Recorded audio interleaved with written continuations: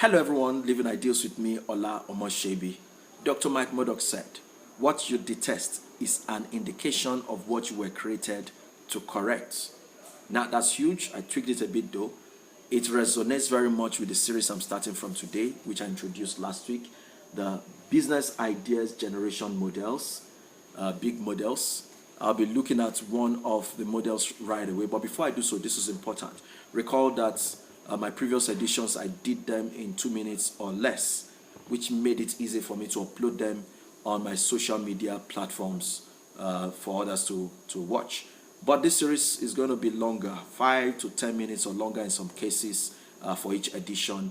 And that will not be easy to upload everywhere. So I'd like to plead with you to subscribe to my YouTube channel, where you'll find the entire length of the videos and previous videos. And it's Ola Omoshebi on YouTube. Subscription doesn't cost a thing. It simply means you follow, you like, my channel, and that way you're able to interact, you're able to get notifications, like the videos, dislike if you have to, but I hope not. Ask your questions, put in your comments, and importantly, please share with your contacts on your various social media platforms. The share option is always there for the channel itself and for the videos. All right, so thanks in anticipation to the business of the day. Market needs model. That's what we're looking at. Market needs model. Market needs model simply means you look at a market and identify needs in the market which inspire business ideas. Business ideas translate to solutions. The solutions inform products and services that you take back to that market to meet those needs. I take that again. Market needs model is simply looking at identifying needs in a market to inspire business ideas that will translate to solutions that will inform the creation of products and services that you take back, goods and services that you take back to the same market to meet those needs. So what is the market we're talking about? I picked some thoughts from some definitions around, and this is what I have. Market is the sum total of buyers and sellers responding to the forces of demand and supply in a given area or region under consideration, right? So market could also be looked at in terms of common interests, bringing some people, communities together.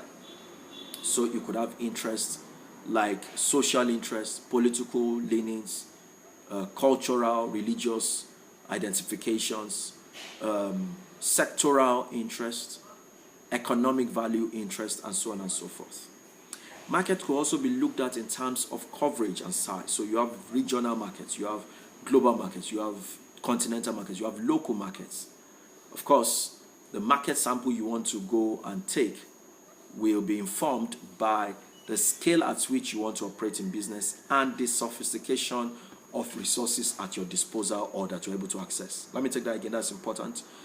The scale at which you want to operate in business and the sophistication of the resources available at your disposal or that you're able to access will determine the size of market you are sampling to derive the need that you want to meet. So take, for example, for large multinationals, they look at a whole continent and say, what is the need we can meet in this continent? Because they have the resources at their disposal. And they say, eventually they sample some countries and say, okay, it's telecoms, let's put a telecoms company, and they do so. But then put it side by side, the likes of Facebook and Uber, small teams, but the sophistication of resources, technology resources at their disposal informed their decision to go global, to look at global markets. All right. Let me also say this importantly, that not all needs in a market are apparent to the players in that market. Yeah? You can take your sample, do your research and all that. They tell you this is what we need, this is what we need. But they may not even be aware of certain needs. Not because they don't want to tell you, but because they are not even aware it's a need. So, for example, age-long example of shoes. It was not all communities all over the world that were wearing shoes at the same time. Of the lot that were not wearing shoes, a good number of them, not only in Africa, a good number of them did not even know shoes were in need, to have shoes were in need. They didn't even know. They just went about their lives the way they were. Some of them were stark naked, some of them were close to being naked, until eventually shoes were introduced to them. And then it became something they embraced. They saw the value and embraced, and virtually everywhere you have shoes now. So let me talk about needs, 3 kinds of needs. You have number 1, total deprivation based need. Need emanating from total deprivation, total absence, total lack of a particular solution or good or services, as it were. I'll use example from the education sector. So you go to a local government area, that is your market that you want to sample. And then you realize in the local government area that there's not one secondary school.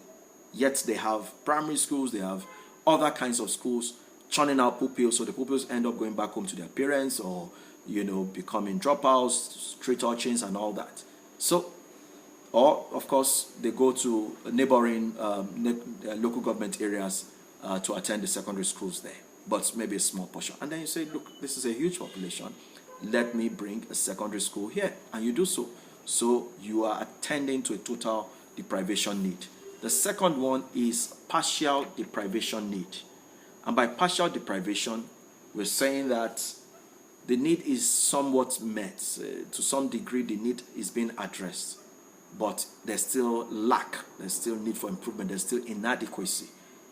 Sachet water in several parts of this country, for example, is still will be put under category of partial deprivation, sachet water in particular. So the more companies are coming out to produce sachet water, the more the need is being met. The need is not totally being met. So there's partial deprivation. So back to that school example. So you find out that there's just one secondary school in that local government area that you just sampled, and then you see that the students are more than the school can take, and then you decide to bring additional one, and then you bring it and it works. So that's partial deprivation. And then you have the dependent deprivation need. This is a need spinning off from a need that's already met, as it were. So a solution is already provided, but another need is spinning off from it. So again, back to the example of the school. So the schools are now there. They are producing the students, but at the point of production, they are substandard. They are way below what it should be in terms of standard of education.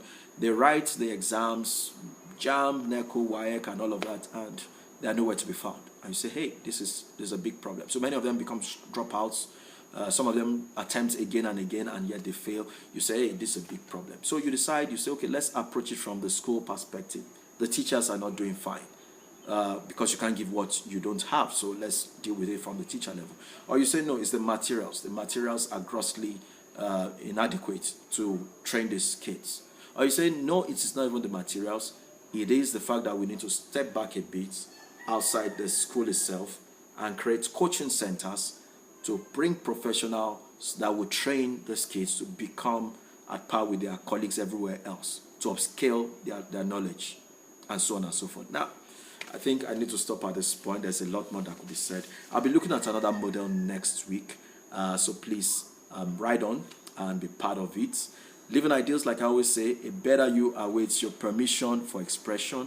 Be better, be the best, and stay blessed.